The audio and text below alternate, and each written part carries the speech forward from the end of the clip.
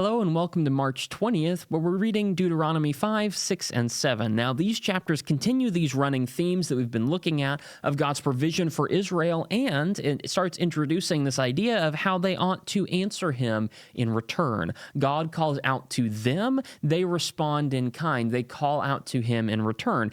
Keep his laws, he is giving them to you. You have a responsibility to listen and to observe them. That's the plot of Deuteronomy 5 through 7. If you're interested in a further breakdown of what's in each individual chapter, here we go. Chapter 5 has the 10 Commandments again, a recitation of what God gave back in Exodus chapter 20. Again, this is a new generation. These were the people who were younger than 20 when the 10 Commandments were actually given, so it's been a while since they've heard them. And so here, 40 years later, they're reminded of the 10 Commandments. Keep those. God cares about them. And Moses reminds them that, your ancestors promised themselves to God. You've promised yourselves to God. You need to stay consistent. Keep things like the 10 Commandments. In Deuteronomy chapter 6, there are more laws. Specifically, the most important one here is love the Lord your God with all your heart, soul, mind, and strength. When Jesus is asked later in the New Testament what is the most important commandment in the law, he references Deuteronomy chapter 6 in verses, I forget what it is.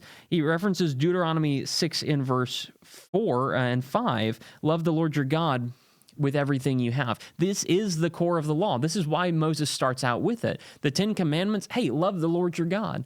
That's the most important thing.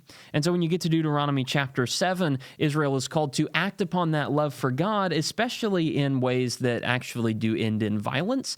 Israel is called to destroy the idols. There are a lot of idolatrous nations in the place that they're going into. There are a lot of people who are going to try to distract them from who God is, who are going to try to take their faith and bend it and morph it and twist it and remove it from God.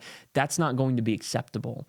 God is not going to be pleased with that. And so Israel is called, if you love the Lord your God with all your heart, soul, mind, and strength, you will not accept idolatry. You will not accept faithlessness. You will not be dragged aside from following the Lord your God. And so go ahead and get rid of those idols. That's going to be a bad influence for you. That's Deuteronomy 5, 6, and 7. If you want further details on those things, you can go ahead and check out the written page. It has some notes that I thought were interesting about the portions in these chapters. And if not, then I'll see you tomorrow, March 21st, where we're reading Deuteronomy 8 through 10.